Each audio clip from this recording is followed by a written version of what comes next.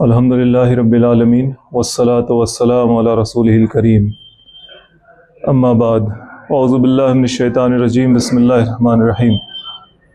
بزرگوں اور دوستوں، آپ کو یاد ہوگا کہ اس سلسلے وار درس قرآن میں ہم لوگوں نے گزشتہ جمعہ تک سورہ انعام کی آیت نمبر 117 تک کے مضمون کو سنا تھا۔ آج اس سے آگے کی آیات کو ملاحظہ فرمائی۔ فاعوذ باللہ من الشیطان الرجیم بسم اللہ الرحمن الرحیم۔ فَكُلُوا مِمَّا ذُكِرَ اسْمُ اللَّهِ عَلَيْهِ إِن كُنتُم بِآيَاتِهِ مُؤْمِنِينَ وَمَا لَكُمْ أَلَّا تَأْكُلُوا مِمَّا ذُكِرَ اسْمُ اللَّهِ عَلَيْهِ وَقَدْ فَصَّلَ لَكُمْ مَا حَرَّمَ عَلَيْكُمْ إِلَّا مَا اضْطُرِرْتُمْ إِلَيْهِ وَإِنَّ كَثِيرًا لَيُضِلُّونَ بِأَهْوَائِهِمْ بِغَيْرِ عِلْمٍ ان ربک هو عالم بالمعتدین وذروا ظاہر الاسم وباطنہ ان الذین یکسبون الاسم سیجزون بما كانوا یقترفون ولا تاکلوا مما لم یذکر اسم اللہ علیہ وانہ لفسق وان الشیاطین لیوحون الی اولیائہم لیجادلوکم وَإِنْ أَطَعْتُمُوهُمْ إِنَّكُمْ لَمُشْرِكُونَ۔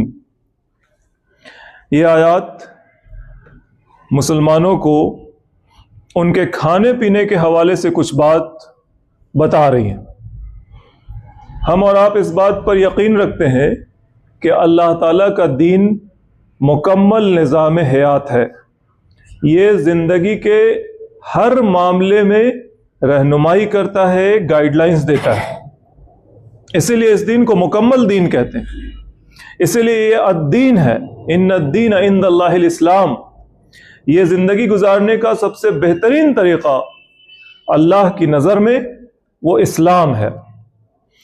تو جب زندگی گزارنے کے لیے ہر ایک چیز میں رہنمائی کی گئی تو ظاہر سی بات ہے کہ کھانے پینے کے معاملے میں بھی رہنمائی کی گئی، اور کھانے پینے کے معاملات میں ہمیشہ سے دوسرے لوگوں نے بھی، یعنی جن لوگوں نے اسلام کی پیروی نہیں کی ہے، ان لوگوں نے بھی اس کو ایک بڑا ایشو بنایا ہے، اپنے دین سے، اپنے مذہب سے، عقیدت سے اس کو جوڑا ہے۔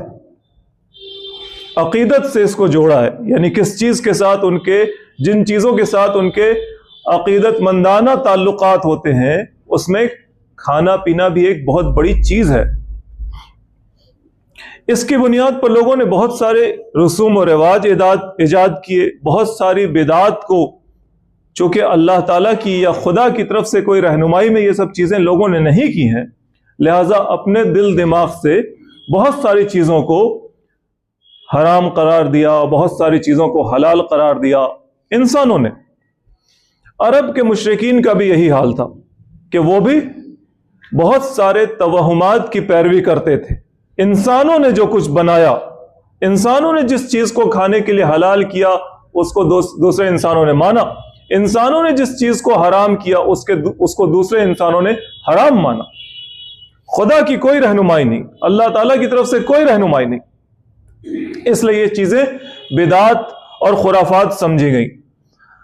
عرب کا بھی معاشرہ ایسا ہی معاشرہ تھا، اور ہم لوگوں نے سورہ مائدہ میں بھی ایسی باتیں سنی کہ کس طرح سے ان لوگوں نے بہت ساری چیزوں کو حرام اور حلال قرار دیا تھا۔ بات یہ بھی اٹھتی تھی مسلمانوں کے حوالے سے کہ جب اسلام کی تعلیمات آئیں، جب قرآن میں حلال و حرام کی باتیں آئیں، کھانے پینے کے حوالے سے رہنمائی کی گئی اللہ تعالیٰ کی طرف سے، اللہ کا نام لے کر کھانے کے لیے کہا گیا، کن چیزوں کو کس طرح سے کھانا ہے، کیا حلال ہے اور کیا حرام ہے۔ زیادہ تر گوشت کا معاملہ رہتا تھا، کیونکہ عرب کا سماج گوشت خور سماج بھی تو تھا، وہاں شکار کیا جاتا تھا اور جانوروں کو ذبح کیا جاتا تھا اور وہ کھایا جاتا تھا۔ وہ کھیتی کی زمین نہیں تھی کہ وہاں ہر طرح کے اناج اور فصلیں اگتی ہوں، ہر طرح کے پیڑ پودے ہوں، ایسا تو تھا نہیں۔ لہٰذا گوشت خوری کے حوالے سے یہ باتیں زیادہ پریویل کی، زیادہ مشہور ہوئیں۔ اسلام نے جب ان چیزوں میں بہت ساری چیزیں جو انہوں نے اپنے تئیں حرام کر رکھی تھیں، اپنے باپ دادا کے زمانے سے اور حضرت اسماعیل اور حضرت ابراہیم کی طرف منسوب کر کے کہ یہ اس زمانے سے چیزیں چلی آ رہی ہیں، اس کی حلت یا اس کی حرمت، اس کا حلال ہونا یا اس کا حرام ہونا یہ حضرت ابراہیم کے زمانے سے ہے، حضرت اسماعیل کے زمانے سے، یہ ان کا دعویٰ ہوا کرتا تھا، جبکہ ایسی بات تھی نہیں۔ تو اسلام کی جب تعلیمات آئیں، قرآن میں اللہ تعالیٰ نے اپنے نبی کے ذریعے بہت ساری ایسی چیزوں کو جو پہلے لوگ حلال سمجھتے تھے ان کو حرام قرار دیا نا۔ بنا اللہ کا نام لیے آپ کسی چیز کو نہیں کھا سکتے۔ بہت ساری ایسی چیزوں کو جس کو ان لوگوں نے حلال قرار دیا تھا اس کو حرام قرار دیا، بہت ساری ایسی چیزیں جس کو حرام قرار دیا گیا تھا اس کو حلال قرار دیا گیا۔ تو یہ ایشو چونکہ بہت ایموٹیو ہوتا ہے، ایموشنل معاملہ ہوتا ہے کہ ہمارے باپ دادا کیا کرتے چلے آئے اور اب اس کو غلط کہا جا رہا ہے، اس ایشو کو بھی بڑا بنایا مشرکین کے سرداروں نے، رسول صلی اللہ علیہ وآلہ وسلم کی مخالفت کرنے والوں نے، ان سے حسد کرنے والوں نے اس ایشو کو بڑا بنایا اور عوام میں بہت طرح کی افواہیں پھیلائی۔ ان تمام چیزوں میں ایک چیز یہ بھی تھی کہ اگر کوئی جانور خود سے مر گیا تو اس کو کھانے کو حرام کہتے ہیں۔ محمد صلی اللہ علیہ وآلہ وسلم جو جانور خود سے مر گیا بھائی اس کو آپ نہیں کھا سکتے، شریعت ہماری یہی کہتی۔ اس کو بھی ایک ایشو بنایا گیا کہ جو اپنی موت مرا یعنی جسے اللہ نے مارا اسے تو یہ حرام کہتے ہیں، اور جسے یہ خود ذبح کرتے ہیں یعنی خود مارتے ہیں اسے حلال کہتے ہیں۔ بات کہاں سے کہاں لے جائی گئی؟ اللہ کی طرف ہی لے جائی گئی کہ دیکھو یہ اللہ کو ماننے والے لوگ ہیں، اور جسے اللہ مارتا ہے اسے حرام کہتے ہیں، اور جسے یہ خود مارتے ہیں اسے یہ حلال کہتے ہیں۔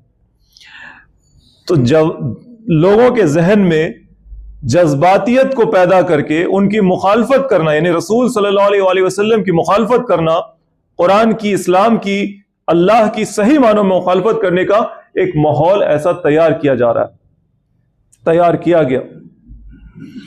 تو اللہ تعالیٰ نے اس حوالے سے باتیں بتائی ہیں، اور یہ بات چونکہ اتنی امپورٹنس رکھتی ہے، کھانا پینا، اللہ کا نام لینا، یہ ہمارے توحید سے جڑی ہوئی باتیں، یہ ایمانیات سے جڑی ہوئی باتیں، یہ شرک سے جڑی ہوئی باتیں، یعنی اگر اس میں ذرا سی غلطی کی گئی تو یہ شرک ہو جائے گا۔ غیر اللہ کے حوالے سے اگر ذہن میں کوئی خیال آیا، کوئی نیت رکھی گئی، چاہے وہ ظاہر بھی کی گئی یا نہیں ظاہر کی گئی، جس طرح سے بھی، وہ شرک ہو جائے گا۔ لہذا اللہ تعالیٰ نے اس کے بارے میں بہت صاف صاف باتیں بتائی ہیں قرآن میں، اس میں ایک حصہ یہاں پر بھی آ رہا ہے۔ اعوذ باللہ من الشیطان الرجیم، بسم اللہ الرحمن الرحیم۔ فَكُلُوا مِمَّا ذُكِرَ اسْمُ اللَّهِ عَلَيْهِ إِن كُنتُم بِآيَاتِهِ مُؤْمِنِينَ، پس کھاؤ تم مما اس میں سے ذکر اسم اللہ علیہ جس کے اوپر اللہ تعالیٰ کا نام لے لیا گیا، اس کو کھاؤ۔ ان کنتم بآیاتہ مومنین، اگر تم اللہ تعالیٰ کی آیات پر ایمان رکھنے والے ہو تو۔ کھانا پینا ایمان سے جڑا ڈائریکٹلی۔ اگر تم اللہ تعالیٰ کی آیات پر، ان کنتم بآیاتہ مومنین، اگر تم اس کی آیات پر ایمان رکھتے ہو، ماننے والے ہو، تو اس میں سے کھاؤ جس پر اللہ تعالیٰ کا نام لیا گیا ہے۔ اور دل میں کوئی یہ خیال نہیں رکھو کہ جیسے نئے نئے مسلمان ہوتے تھے لوگ تو پچھلی توہمات بھی ان کے ذہن میں رہتی تھی، پہلے یہ نہیں کھاتے تھے لیکن اب مسلمان ہو گئے اور اسلام میں وہ چیز حلال ہے، وہ کھانے کے لیے طبیعت تیار نہیں ہوتی تھی، تو ذہن میں ایک خیال یہ ہوتا تھا ٹھیک ہے ہم مانتے ہیں کہ یہ حلال ہے لیکن کھائیں گے نہیں، کھانے سے پرہیز کر رہے ہیں۔ پچھلا دین ابھی بھی ہے، اس کا کیڑا ابھی بھی ہے، وہ روک رہا ہے۔ تو اللہ تعالیٰ کہہ رہے وما لکم، تمہیں کیا ہو گیا ہے؟ اللہ کے نہیں تاکلوا مما ذکر اسم اللہ علیہ، تم اس کو کھاتے ہو جس پر اللہ تعالیٰ کا نام لیا گیا۔ یعنی اب ذبح کر کے جو طریقہ بتا رہا ہے اللہ کھانے کا، اس طریقے سے جو چیز تمہارے سامنے آئی ہے اس کو تم ابھی بھی کھانے سے گریز کر رہے ہو کہ بھائی یہ جانور ایسا تھا، اس کو تو ہم نے فلاں دیوی کے نام پر چھوڑا تھا اور چھوڑا جاتا تھا، بہت ساری چیزیں۔ وَقَدْ فَصَّلَ لَكُمْ مَا حَرَّمَ عَلَيْكُمْ، جبکہ اللہ تعالیٰ کہہ رہا ہے کہ جبکہ تم کو بتا دیا گیا ہے کہ تمہارے لیے کیا چیز حرام ہے، تفصیل سے بات بتا دی گئی ہے اسی قرآن میں، الگ الگ جگہوں پر جو اس وقت آیات جو احکام نازل ہو چکے تھے ان کی طرف حوالہ دے کر اللہ تعالیٰ کہہ رہا ہے کہ تمہیں تو چیزیں بتائی گئی ہیں تفصیل سے کہ کیا چیز تمہارے لیے حلال ہے کیا حرام ہے. یہاں پہ حرام کا ذکر ہوا، ما حرم علیکم، تمہارے لیے کیا حرام ہے، کیا نہیں کھانا ہے، الا ما اضطررتم الیہ، سوائے اس کے کہ جو حالت اضطرار میں تم ہو، یعنی جب جان جانے کا موقع ہے تو تمہیں کیا کھانا ہے، کتنا کھانا ہے، یہ سب چیزیں بھی تمہیں بتا دی گئی ہیں نا، کوئی چیز تمہارے لیے چھوڑی نہیں گئی ہے. وَإِنَّ كَثِيرًا لَيُضِلُّونَ بِأَهْوَائِهِمْ بِغَيْرِ علم، اور بہت سارے لوگوں کا معاملہ یہ ہے کہ وہ بنا کسی جانکاری کے اپنی بدعت کی وجہ سے لوگوں کو گمراہ کرنا چاہتے. جو ان کی بدعت ہیں، جو انہوں نے دین کے نام پر رسم و رواج گڑھ رکھے ہیں، جو انہوں نے دین کے نام پر حلال و حرام قرار دیے ہیں، وہ خود شارع بن گئے. بھائی انسان خود شارع بن گیا ہے، خود قانون سازی کر رہا ہے دوسرے انسانوں کے لیے اور کہہ رہا ہے کہ کیا حلال ہے اور کیا حرام ہے، تمہیں کیا کھانا اور کیا نہیں کھانا. یہ حق کون رکھتا ہے؟ یہ حق صرف اور صرف اللہ کا ہے. اللہ قرار دے گا کہ کیا حلال ہے اور اللہ قرار دے گا کہ کیا حرام ہے. اللہ کہے گا کیا کھانا اور کیا نہیں کھانا. یہ اللہ کی توحید میں اس کے حق سے جڑی ہوئی بات ہے. اگر یہ حق ہم کسی اور کی طرف ایٹریبیوٹ کرتے ہیں کہ کوئی اور بھی ہے جو یہ قرار دے سکتا ہے کہ کیا حرام ہے اور کیا حلال ہے، تو یہ ہم اللہ کے ساتھ شرک کر رہے ہیں، اس کے حقوق میں دوسروں کو شریک ٹھہرا رہے ہیں. یہ بات قرآن خود کہہ رہا ہے، ان کنتم بآیاتہ مومنین، اگر تم اس کی آیات پر ایمان رکھتے ہو تو ایمان سے جڑی ہوئی بات ہے. زیادہ تر لوگوں کا معاملہ یہ ہے وَإِنَّ كَثِيرًا لَيُضِلُّونَ بِأَهْوَائِهِمْ بِغَيْرِ علم، کہ وہ بنا کسی علم کے، یعنی خدائی رہنمائی تو انہیں حاصل نہیں ہے، وہ اسلام کو مانتے تو نہیں، وہ محمد صلی اللہ علیہ وآلہ وسلم کی پیروی تو کرتے نہیں، بس اپنی خواہشات نفس، ان کا جی، ان کی آستھا، اس نے جس چیز کو ان کے لیے حلال قرار دیا وہ دوسروں کے لیے بھی وہی حلال کہتے ہیں، اور اس آستھا نے جس چیز کو حرام قرار دیا اسے دوسروں کے لیے بھی وہ حرام قرار دیتے ہیں. ان ربک هو اعلم بالمعتدین، بے شک تمہارا رب جانتا ہے کہ کون حد سے آگے بڑھ رہا ہے، کون ہے جو خدا کے حقوق میں دراندازی کر رہا ہے، کون ہے جو اللہ کے مقابل اپنے آپ کو خدا بنا رہا ہے، کون ہے جو انسانوں کے لیے طے کر رہا ہے کہ کیا کھانا ہے اور کیا نہیں کھانا. یہ اللہ تمہارا رب جانتا ہے. وَذَرُوا ظَاهِرَ الْإِثْمِ وَبَاطِنَهُ، تم جو دل میں یہ خیال رکھتے ہو کہ پچھلے دین میں جب ہم تھے تو یہ چیز نہیں کھاتے تھے، اب محمد صلی اللہ علیہ وآلہ وسلم کے دین میں آ گئے اور ہم مانتے ہیں کہ یہ حلال ہے یہ حلال ہے، لیکن دل میں ایک کراہیت ہے، نہیں ابھی بھی نہیں کھائیں گے، ابھی بھی نہیں کھائیں گے، جبکہ اللہ تعالیٰ اسے حلال قرار دے رہا ہے اور تم دل میں اس کے لیے کراہیت محسوس کر رہے ہو اور یہ ارادہ رکھتے ہو کہ ہم ابھی بھی نہیں کھائیں گے. دیکھو، ہر برائی جو تم ظاہر کرتے ہو اس کے لیے دل میں بھی ایک خیال ہوتا ہے، ہر نیکی جو تم ظاہر کرتے ہو اس کے لیے دل میں بھی ایک ارادہ اور ایک نیت ہوتی. یہ دونوں رشتہ ہے، دل کے اندر ایک ارادہ ایک نیت اور ظاہر میں اس کا وجود میں آنا، چاہے اچھی چیز ہو چاہے بری چیز ہو. اللہ تعالیٰ کہہ رہا ہے وَذَرُوا ظَاهِرَ الْإِثْمِ وَبَاطِنَهُ، چھوڑ دو گناہ کے ظاہر کو بھی اور باطن کو بھی. یعنی اللہ تعالیٰ سے جو سرکشی اور بغاوت کا تم ارادہ رکھتے ہو، یہ ارادہ دل سے کھرچ کر صاف کر دو. کیا کھائیں گے اور کیا نہیں کھائیں گے یہ جو سوچ رہے ہو تم کہ تم اس بات کا حق رکھتے ہو یا تمہارے جیسے دوسرے انسان اس بات کا حق رکھتے ہیں، اس ارادے کو اپنے دل سے کھرچ کر صاف کر دو. وَذَرُوا ظَاهِرَ الْإِثْمِ وَبَاطِنَهُ، یہ اسم ہے، یہ گناہ ہے نا، خدا کے مقابل اپنے آپ کو کھڑا کرنا، اپنے جیسے انسانوں کو کھڑا کرنا، ان کی پیروی کرنا، ان کے حقوق کو تسلیم کرنا خدا کے مقابلے میں، یہ بہت بڑا گناہ ہے. تو اس اسم کا جو ظاہر کا پہلو ہے کہ اس کے مطابق عمل کرنا، اس سے بھی بچو، اور اس کا جو باطن کا پہلو ہے، اندر میں جو بات تمہارے چھپی ہوئی ہے کہ ہم ابھی نہیں کھائیں گے، ہم ابھی یہ کام نہیں کریں گے، اس چیز کو بھی اپنے سینے سے نکالو. ایمان تم نے قبول کیا ہے تو دل سے اس چیز کی تصدیق کرو، دل کو اس کے آگے جھکاؤ. یہاں پر وہ بات نہیں ہے کہ دل میں بہت سارے لوگوں نے اس بات کو یوں بھی سمجھایا کہ ہر طرح کی گناہ کا اور برائی کا دل میں خیال، ارادہ، یہ سب بھی نہیں آنا چاہیے۔ آنا ایک الگ بات ہے اور کرنا ایک الگ بات ہے۔ برائی کا ارادہ کرنا، نیت کرنا، یہ تو بری بات ہے، اس سے بچنا چاہیے، لیکن دل میں خیال تو آتا ہی رہتا ہے۔ اس پر ہم لوگوں نے پچھلی آیات میں، قرآن کی دوسری سورتوں میں سنا ہے، وہ حدیث بھی سنی ہے جو ہمارے لیے کافی اطمینان بخش حدیث ہے، کیونکہ ہر انسان کے ذہن میں بہت سارے برے خیالات آتے ہیں، کبھی کبھی وہ خود سے بھی لاتا ہے، لیکن اس کو ایک مضبوط ارادے کی شکل دینا یہ غلط بات ہے۔ جیسے رسول صلی اللہ علیہ وسلم نے ہمیں بتایا، اس بات کی یقین دہانی کرائی ہے نا کہ اللہ تعالیٰ نے ان اللہ تجاوز لامتی اما وسوست او حدثت به انفسها ما لم تعمل به او تکلم۔ بے شک اللہ تعالیٰ نے میری امت کے لیے اس بات کو معاف کر دیا ہے۔ ان اللہ تجاوز لامتی، بے شک اللہ نے میری امت کے لیے اس معاملے کو درگزر سے کام اس معاملے میں لیا ہے، معاف کر دیا ہے۔ کس معاملے میں؟ اما وسوست، کہ کوئی وسوسہ، کوئی برا خیال اس کے اندر پیدا ہو، او حدثت به انفسها، یا پھر اس برے خیال پر کچھ کر گزرنے کا ارادہ وہ کرے، اس بات کو اللہ تعالیٰ نے معاف کر دیا۔ دل میں جو کچھ ہو اس کو معاف کر دیا۔ کب تک؟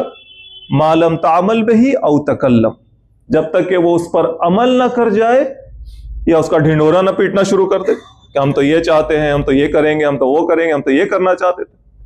جب تک کہ وہ اپنی زبان کو قابو میں رکھے، جب تک کہ اس کے مطابق عمل نہ کرے، اس برے ارادے کے مطابق، تب تک دل میں جو برا ارادہ آئے گا، جو خیالات پراگندہ ہوں گے، وہ اللہ نے معاف کر دیے ہیں۔ تو یہ ایک بات۔ دوسری ہے، یہاں پر جس کنٹیکسٹ میں وہ بات کہی جا رہی ہے کہ وَذَرُوا ظَاهِرَ الْإِثْمِ وَبَاطِنَهُ، وہ اس معاملے میں کہی جا رہی ہے کہ پچھلا دین چھوڑ کر آئے ہیں اور پچھلے دین کی ابھی بھی باتیں یادگار کے طور پر دل کے ساتھ لگی ہوئی ہیں، ابھی بھی طبیعت میں کراہیت۔ اب جب تم نے اسلام قبول کر لیا، تم مومن بن گئے، تو اب شریعت اللہ کی ہے، اب انسانوں کی بنائی ہوئی شریعت کی پیروی نہیں کرنی، انسانوں کے بنائے ہوئے قوانین کی پیروی نہیں کرنی۔ اب حلال و حرام کا اختیار تمہیں ماننا ہوگا کہ صرف اللہ کا ہے، کوئی اور تمہارے لیے یہ طے نہیں کرے گا کہ تمہیں یہ کھانا ہے اور یہ نہیں کھانا۔ ان الذین یکسبون الاسم، بے شک جو لوگ گناہ کما رہے ہیں، سیجزون بما کانوا یخترفون، جو کچھ بھی وہ جمع کر رہے ہیں، جو کچھ بھی وہ کما رہے ہیں، اس کا عنقریب بدلہ ہم انہیں دیں گے۔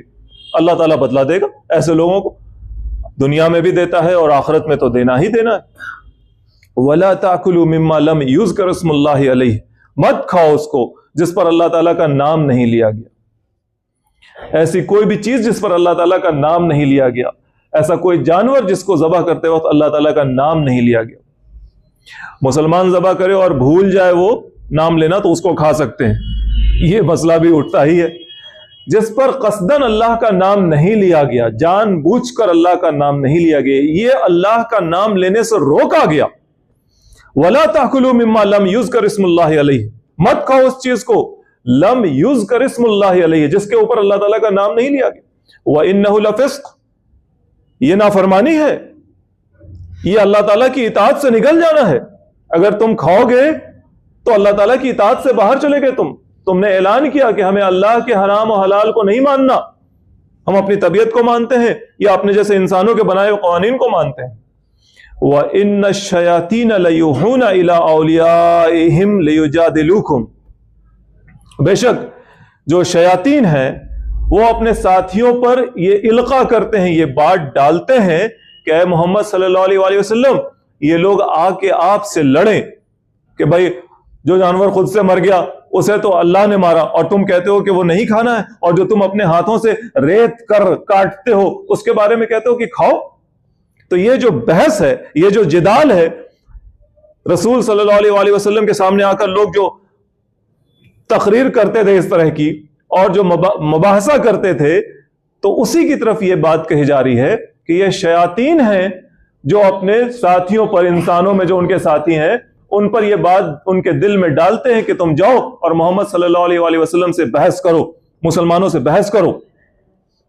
اب اگلا جو حصہ ہے اس آیت کا، یہ آیت کا آخری حصہ جو ہے جسے آج ہم لوگوں نے سنا آخر تک، یہ بہت خاص ہے. جیسے وہ والی بات تھی شروع میں خاص کہ فَكُلُوا مِمَّا ذُكِرَ اسْمُ اللَّهِ عَلَيْهِ إِن كُنتُم بِآيَاتِهِ مُؤْمِنِينَ، کھاؤ جس پر اللہ تعالیٰ کا نام لیا. ان کنتم بآیاتہ مومنین، اگر تم اس کی آیات پر ایمان رکھنے والے ہو. ایمان سے جڑی ہوئی بات تھی ڈائریکٹلی. یہاں پر بھی کیا کہہ رہے ہیں اللہ تعالیٰ کہ اگر تم نہیں کھاتے ہو یا پھر تم ایسی چیز کھاتے ہو جس پر اللہ کا نام نہیں لیا گیا، یا جس پر اللہ کا نام لیا گیا اور تم نہیں کھانا چاہتے ہو، تو سوچو کہ تمہارا اسٹیٹس کیسا بن رہا ہے. وَإِنْ أَطَعْتُمُوهُمْ إِنَّكُمْ لَمُشْرِكُونَ، اگر تم ان کی مانو گے تو تم مشرک ہو جاؤ گے.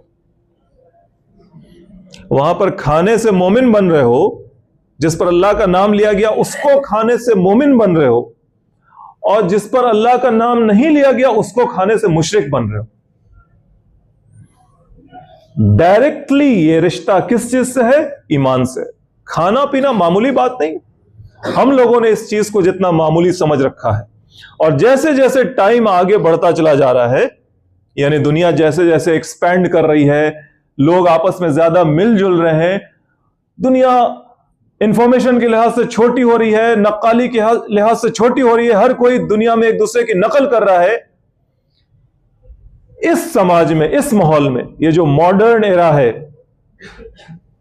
جہاں کوئی بات چھپتی نہیں، جہاں سماج ایک دوسرے سے گتھم گتھا ہو گیا ہے، بہت ساری چیزیں ایک دوسرے کی اختیار کر لی گئی ہیں، ان چیزوں میں کھانا پینا تو اب کوئی کھانے پینے پر کوئی قدغن لگانا یا اس کی کوئی لمٹ بیان کرنا، اس کے لیے کوئی حرام و حلال کا ہونا، یہ چیزیں تو اب ہمارے ذہنوں سے نکل گئی. جیسے جیسے زمانہ آگے بڑھتا جا رہا ہے ویسے ویسے ان چیزوں کی اہمیت کم ہوتی جا رہی ہے. ذبح کا معاملہ گوشت خوری کے حوالے سے کتنا بڑا ایشو ہے، خاص کر کے ہم مسلمانوں کے لیے، انڈیا کے مسلمانوں کے لیے. دنیا میں بھی ایک ایشو ہے لیکن دنیا میں کم ایشو ہے، کم بڑا ایشو ہے. اس طرف خاص کر کے ساؤتھ ایسٹ ایشیا میں دیکھیے، برما میں، بھوٹان میں تو پورے کے پورے طور پر کسی بھی طرح کے کیٹل، کسی بھی طرح کا میٹ یہ باہر سے امپورٹ ہوتا ہے تبھی لوگ امپورٹ ہوتا ہے تبھی کھاتے ہیں، ورنہ وہاں کسی بھی کیٹل کا سلاؤٹر وہ پورے طور پر پروہیبٹ ہے. بھوٹان مذہبی اقدار کی وجہ سے، مذہب نے منع کیا، وہاں کی حکومت نے پورے طور پر پروہیبٹ کیا. سری لنکا میں بھی یہ پورے کے پورے طور پر قانون سازی کر کے اس کو روک دیا گیا، شاید ابھی 2020 ہی وغیرہ میں. نیپال میں آبادی تو ہمارے ہندو بھائیوں کی ہے، بڑی آبادی شروع سے. ہندوؤں کے ہاں ان کے مذہب کے اندر اس چیز میں بہت کنٹرڈکشن ہے. ایک طرف ان کے مذہب کے اندر بہت ساری چیزوں میں گوشت خوری کو صحیح اور اچھا مانا گیا، اور بہت سی جگہ پر اس چیز کی رکاوٹ ہے. اور یہ ایک اس علاقے میں ایک بڑا ایشو بھی بن چکا ہے. نیپال ایک ہندو میجورٹی اسٹیٹ ہے، وہاں شروع میں یہ چیز تو نہیں تھی، لیکن جب وہاں گورکھا حکومت قائم ہوئی، گورکھا نام بھی انہوں نے لیا ہے سنسکرت سے، گورکشا سے گورکھا نام لیا ہے، یہی اس ورڈ کا اوریجن ہے. تو جو حکومت قائم ہوئی 1805 وغیرہ کی خاص بات ہے، ایک واقعہ بھی ہم سناتے ہیں. رانا بہادر شاہ کی حکومت قائم ہوئی، اس کی طرف سے یہ مکمل طور پر، خاص کر کے کیٹل سلاؤٹر صرف نہیں بلکہ کاؤ سلاؤٹر، گوکشی، اس کو مکمل طور پر بند کر دیا گیا. اور اگر کوئی ایسا کرے گا تو اس کو جان اس کی لی جائے گی سزا کے طور پر، کیپٹل پنشمنٹ تھا. ایک واقعہ ایسا ہے 1806 کا کہ ایک لو کاسٹ ٹیلر تھا جس کو نیچی ذات کہا جاتا ہے، اس کا ایک ٹیلر تھا، اس پر یہ الزام لگا کہ اس نے گوکشی کی ہے. اس کو پکڑا گیا، اس کے پیچھے کا حصہ کاٹا گیا، اور اس کا جو زخم بنا، اس کے پیچھے کا حصہ کاٹا گیا اس گوشت کو رائل ڈکری کی گئی، یعنی راجا کی طرف سے یہ حکم تھا کہ اس گوشت کو یہ کھائے، اور اس کے زخم میں نمک لگایا گیا اور اس پر لیمن کا جوس ڈالا گیا۔ وہ ایک تکلیف الگ ہے۔ اس گوشت کو اس کو کھلایا گیا اور پھر اس کو مارنے کا حکم ہوا کہ اب اس کو جان لے لی جائے۔ یہ ایک جذباتی چیز ہے لوگوں کے لیے، جذباتی چیز۔ تو رانا بہادر شاہ کے زمانے میں تو ایک واقعہ نیپال میں ایسا ہو گیا۔ اس طرح کے واقعات یہاں بہت ہوتے رہتے ہیں ہمارے ہاں ہندوستان میں اس کا کیا ایشو ہے؟ چونکہ ہم لوگ ہندوستان کے لوگ ہیں اور ہمارے لیے ایک بہت بڑا مسئلہ ہے، اس پر کچھ قانونی بات بھی جاننی چاہیے ہمیں۔ آپ اور ہم بہت سنتے رہتے ہیں حکومت نے پابندی لگا دی، تو یہ پابندی کیسے آئی، کہاں سے آئی؟ ابھی قرآن نے ہمیں کیا کہا یہ آپ نے سنا ہے، اس بات کو یاد رکھیے گا۔ اس پر پابندی لگائی جاتی ہے، ہمارے ہاں جو دستور ہے نافذ العمل ہے، اس دستور کے شق آرٹیکل 48 کے تحت، دستور ہند، اس کا آرٹیکل 48، اس میں انٹری نمبر 15، اس انٹری نمبر 15 کے 7th اسکیڈیول کے تحت کیٹل سلاؤٹر، خاص کر کے پریونشن آف کاؤ سلاٹر کا پروویژن ہے، گو کشی کا۔ اب یہ آرٹیکل 48،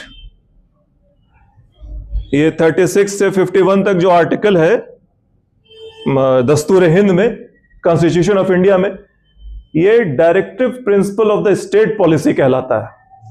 ایک تو ہوتا ہے فنڈامنٹل رائٹ، بنیادی حقوق، جس کے لیے قانون، حکومت جو انفورسیبل بائی لا ہے، قانون کے ذریعے اس کو فورس کیا جا سکتا ہے، منوایا جا سکتا ہے۔ ایک ہوتا ہے فنڈامنٹل ڈیوٹیز، یعنی جو یہاں کے شہری ہیں ان کی ذمہ داریاں۔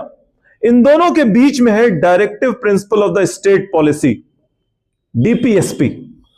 یہ گائیڈ لائنز ہوتی ہیں، یہ رہنمائی ہوتی ہے، یہ نان جسٹیبل ہے، ناٹ انفورسیبل بائی دا لا، یعنی ان رہنمائی کی بنیاد پر کیس مقدمہ نہیں لڑا جا سکتا، قانون سے ان کو نافذ نہیں کرایا جا سکتا۔ ڈائریکٹو پرنسپل اس کو کہتے ہیں۔ تو یہ آرٹیکل 48 جو ہے وہ ڈائریکٹو پرنسپل کی کیٹیگری میں آتا ہے۔ ایک چیز۔ انٹری نمبر 15 کیا ہے؟ Entry number 15 refers to article 15 of the Indian constitution, Bharat کے سمویدھان کے آرٹیکل 15 کی طرف اشارہ کرتا ہے۔ اور آرٹیکل 15 کیا ہے؟ آرٹیکل 15 ریاست کو، اسٹیٹ کو، اور اس اسٹیٹ میں رہنے والے کسی بھی شخص یا اشخاص کو، کسی بھی گروہ کو اس بات سے روکتا ہے کہ وہ اس ریاست کے کسی بھی شہری کے ساتھ اس کے مذہب کی بنیاد پر، اس کے نسل کی بنیاد پر، اس کی ذات کی بنیاد پر، اس کے جینڈر کی بنیاد پر اور اس کے پلیس آف برتھ کی بنیاد پر اس کے ساتھ ڈسکرمنیشن کرے، اس کے ساتھ بھید بھاؤ کرے۔ آرٹیکل 15 روکتا ہے۔ 7th اسکیڈیول کیا ہے؟ 7th اسکیڈیول یہ ہے کہ جو کانسٹیٹیوشن کے اندر لیجسلیٹو پاور دیا گیا ہے، قانون سازی کا اختیار اور طاقت دی گئی ہے، اس کو یونین اور اسٹیٹ کے بیچ بانٹتا ہے۔ انڈیا ایک فیڈریشن ہے نا، کئی صوبوں سے مل کر بنا ہوا ایک ملک ہے، تو اس میں ایک یونین، ایک مرکزی حکومت ہوتی ہے، پھر صوبائی حکومتیں ہوتی ہیں، ریاست میں حکومتیں ہوتی ہیں۔ تو مرکزی حکومت کا کچھ اختیار اور کچھ اختیار صوبائی حکومتوں کا۔ یہ کون بتاتا ہے؟ یہ 7th اسکیڈیول بتاتا ہے، 7th schedule of the constitution of India. یہ بتاتا ہے 3 الگ مختلف لسٹ کے ذریعے، ایک یونین لسٹ، لسٹ نمبر 1، ایک اسٹیٹ لسٹ، لسٹ نمبر 2، اور ایک کنکرنٹ لسٹ، لسٹ نمبر 3، جس میں کوئی ایسی چیز ہے جیسے جنگلات کا معاملہ ہے یا پھر ایجوکیشن کا معاملہ ہے، جس میں مرکز کی حکومت بھی قانون بنا سکتی ہے اور صوبائی حکومت بھی قانون بنا سکتی ہے۔ یہ لسٹ نمبر 3 ہے۔ لسٹ نمبر 1 میں مرکزی حکومت قانون بنائے گی، جیسے ڈیفنس کا معاملہ ہے, کہیں پر بارڈر کی فینسنگ کرنی ہے, باڑ لگانی ہے, تو وہ یہ مرکزی حکومت کرے گی, اس کو کوئی نہیں روک سکتا. فارن پالیسی ہے, یہ مرکزی حکومت قانون سازی کرے گی اس پر. اسی طرح سے روپے کا معاملہ ہے, کرنسی کا معاملہ ہے, بینکنگ ہے, ریلوے ہے, یہ سب مرکزی حکومت کے تحت قانون سازی کے تحت آتے ہیں. لسٹ نمبر 2 جو اسٹیٹ لسٹ ہے, اس اسٹیٹ لسٹ کے اندر police, law and order, health, local government, sanitation, agriculture, preservation, protection and improvement of the stocks, veterinary, اسی کے تحت prevention of cow slaughter, cattle slaughter کی بات آتی ہے. اس لیے جب ہم لوگ یہ بات سمجھیں گے کہ یہ کاؤ سلاٹر کا معاملہ کہاں ہے کانسٹیٹیوشن آف انڈیا میں, تو ہمیں یہ یاد رکھنا چاہیے کہ یہ article 48 entry number 15 of this 7th constitution, جس کی وجہ سے یہاں مختلف صوبوں میں الگ الگ قوانین ہیں. کیرل میں کاؤ سلاٹر کر سکتے, اروناچل پردیش میں کر سکتے, نارتھ ایسٹ میں بہت سی جگہ پر کر سکتے, کئی گجرات میں کیپٹل پنشمنٹ ہے, بہت سی جگہوں پر دوسرے قوانین ہیں. تو یہ مختلف قوانین ہونے کی وجہ یہی ہے کہ یہ اسٹیٹ لسٹ میں آتا ہے اور اسٹیٹ کو یہ اختیار دیا گیا ہے کہ تم اس کے تحت جو قانون چاہو بناؤ. کیوں ہوا ایسا؟ کیوں ہوا؟ جبکہ لیجسلیٹو کونسل, لیجسلیٹو باڈی جو تھی, جب ہندوستان میں دستور بن رہا تھا, اس وقت مسلمانوں کا بڑا طبقہ, جو مسلم لیڈرز تھے جو اس لیجسلیٹو کونسل میں تھے, ان لوگوں کا کہنا یہ تھا کہ کاؤ سلاٹر کو ہندوز کے فنڈامنٹل رائٹس کے تحت ڈال دیا جائے, قانون بنا دیا جائے کہ یہاں کاؤ سلاٹر نہیں ہوگا, گوکشی نہیں ہوگی. مسلمان لیڈر ایسا چاہتے تھے, شروع سے چاہ رہے تھے, بڑے بڑے لوگ. یہ ڈاکٹر ناظمہ پروین ہے, ایک Indian council of social science research کی فیلو ہیں, انہوں نے اس موضوع پر بہت کام کیا ہے. اس میں وہ اس بات کا ذکر کرتی ہیں, ایک پوائنٹ آؤٹ کرتی ہیں ایک بحث کے دوران, کہ مسلمان لیڈرز ایسا چاہتے تھے, لیکن اسی باڈی کے اندر, اسی کانسٹیٹیوشنل باڈی کے اندر کانگریس کے جو ہندو لیڈرز تھے اور ہندو مہاسبھا جو ارلیئر اوتار آف دا بی جے پی ہے, اس کے جو لیڈرز تھے, ان لوگوں نے کوئی پش نہیں کیا کہ ہاں بھائی اس کو قانون بنا دیا جائے, بلکہ اس کو ڈی پی ایس پی میں چھوڑ دیا گیا, directive principle of the state policies میں چھوڑ دیا, اسی وقت سے چھوڑ دیا گیا. مسلمان تو چاہ رہا تھا, اور کب سے چاہ رہا تھا؟ اکبر نے بند کر دیا تھا, گائے نہیں کٹے گی, نہ روز کٹے گی نہ بقرعید میں کٹے گی. اسی بات کا تو حوالہ دیا تھا, اکبر نے منع کر دیا تھا. وہ فیضان مصطفیٰ صاحب جو ابھی بہت مشہور قانون داں ہیں, وہ تو ہمایوں کی بھی بات کرتے ہیں کہ بابر نے ہمایوں کو وصیت کی تھی کہ گوکشی روک دینا یہاں. اور ایک بہت بڑے صوفی عالم تھے, چشتیہ سلسلے کے بزرگ تھے, خواجہ حسن نظامی صاحب, بہت بڑی تعداد میں لوگ ان کی بات سنتے اور مانتے تھے. انہوں نے اکبر کا حوالہ دیا تھا اور ایک کتاب بھی لکھی تھی, ترک گوکشی یا ترک قربانی گو. 1921 میں کتاب لکھی ہے, 1950 میں چھپی ہے. ان کے ماننے والوں نے اور مسلمانوں کے بڑے طبقے نے, اب ظاہر ہے صوفی بزرگ ہیں تو ایک بڑا طبقہ ان کی پیروی کرتا تھا. اور گاندھی جی کے خلافت موومنٹ میں جو مسلمان مولانا اور علماء شامل تھے, مسلمانوں کے قائدین جو شامل تھے, مولانا شوکت علی صاحب, مولانا محمد علی جوہر صاحب, مولانا عبد الباری صاحب, حکیم اجمل خان صاحب, اور بہت بڑے مشہور مولانا حسین احمد مدنی صاحب, دیوبند کے بڑے ناموں میں سے ایک بڑا نام. اور اب تو بس پورا کا پورا دیوبندی موومنٹ انہی سے منسوب مانا جاتا ہے آج کل. تو مولانا حسین احمد مدنی صاحب بھی, اور صوفیہ کی طرف سے, یعنی جس کو اگر تھوڑا سا شیڈ ہٹا کر کے بریلوی موومنٹ مان لیا جائے, تو خواجہ حسن نظامی صاحب, ان لوگوں کے ماننے والوں نے تو آج کل جیسے گو رکشک چلتے ہیں اور گائے پکڑتے ہیں اور اس کو لے آتے ہیں، ایسے ان کے ماننے والے حضرات، اس میں بھی نام آتا ہے میاں چھٹانی کا نام آتا ہے، مولانا محمد کھتری کا نام آتا ہے، کہ ان لوگوں کی ٹیم ہوا کرتی تھی جو مسلمانوں کے گھروں سے جاتی تھی اور گائے نکال کر لے آتی تھی اور ہندوؤں کو جا کر دے دیا کرتی تھی۔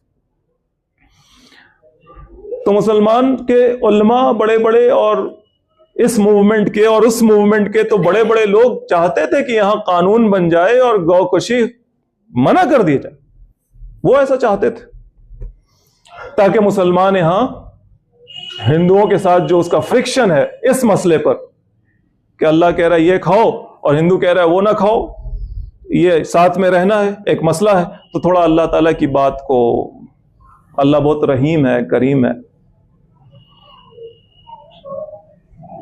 یہ پرانی لڑائی ہے، سنی آپ نے، آپ ہر چیز کو کھنگال سکتے ہیں، دیکھ سکتے ہیں کہاں یہ مسئلہ چلا ہے، کیسے چلا ہے، کب چلا ہے، کیا کیا گیا ہے، اور یہ مسئلہ آج یہاں تک پہنچ گیا کہ اب ہم مارے جاتے ہیں، کھانے پر مارے جاتے ہیں، اس چیز کو کھانے پر مارے جاتے ہیں جسے اللہ تعالیٰ نے حلال قرار دیا۔ کیوں مارے جاتے ہیں؟ کیونکہ اللہ تعالیٰ نے جہاں حلال قرار دیا اس چیز کے پاس قوت نہیں ہے، طاقت نہیں ہے۔ اس قرآن میں حلال قرار دیا، قرآن کے پاس طاقت نہیں ہے، قرآن کے ماننے والوں کے پاس طاقت نہیں ہے، لہذا وہ اللہ تعالیٰ کے حلال کی ہوئی چیز کو، جس کو اللہ تعالیٰ نے ایمان سے جوڑا ہے کہ اسے کھاؤ گے تو وہ تمہارے ایمان کی نشانی ہے کہ تم مومن ہو، اور اگر نہیں کھاتے ہو تو تم مشرک ہو۔ سنا آپ نے، وَإِنْ أَطَعْتُمُوهُمْ إِنَّكُمْ لَمُشْرِكُونَ، اگر تم ان کی پیروی کرو گے تو تم مشرک ہو۔ اور سنا آپ نے، إِن كُنْتُمْ بِآيَاتِهِ مُؤْمِنِينَ فَكُلُوا، کھاؤ اگر تم اس کی آیات پر ایمان رکھتے ہو تو۔ ایمان سے جڑی ہوئی بات، یہ معمولی بات نہیں ہے، یہ ایسے ہی چلنے والی بات نہیں ہے، یہ صرف کھانے کی بات نہیں ہے، بلکہ یہ حق اور اختیار دینے کی بات ہے کہ آپ اپنی زندگی میں حلال و حرام کا اختیار کسے دے رہے ہیں؟ کیا آپ اللہ کو دے رہے ہیں یہ اختیار، یا اپنے جیسے انسانوں کو دے رہے ہیں؟ یہ ایمانیات سے جڑی ہوئی بات ہے، اس بات سے کوئی نہیں بچ سکتا اگر وہ مومن ہے تو۔ صاف سی بات ہے، قرآن کے اندر، ان آیات کے اندر کھولیے، پڑھیے، سنیے، سمجھیے، غور کیجیے، اپنے حالات کو دیکھیے کہ ہمارا ایمان ہے یا پھر وَإِنْ أَطَعْتُمُوهُمْ إِنَّكُمْ لَمُشْرِكُونَ کے کٹہرے میں ہم آتے ہیں۔ اگر تم نے ان کی سنی تو تم مشرک ہو۔ بات یہ ہے کہ یہی سب بات ہے، بات یہ ہے کہ یہی سب بات ہے جس کی وجہ سے ہم اور آپ شاید قرآن سننے سے روک دیے جاتے ہیں، قرآن سننے، سمجھنے اور جاننے سے روک دیے جاتے ہیں۔ اب ان آیات کو سن کر اور ان باتوں کو سن کر ایک بڑا سوال تو ذہن میں پیدا ہوتا ہے، اور آدمی ایک تلوار کی دھار پر آ جاتا ہے، کیا کرے؟ اللہ کی سنے کہ ان کی سنے، اللہ کی مانے یا ان کی مانے؟ اللہ کی مانو تو ادھر نقصان، ادھر والے کی مانو تو یہاں نقصان۔ بہرحال یہ فیصلہ تو ہر آدمی کا اپنا ہوگا، ہر آدمی کا اپنا ہوگا کہ وہ کس کی سنتا ہے، کس کی مانتا ہے۔ وآخر دعوانا ان الحمد للہ رب العالمین۔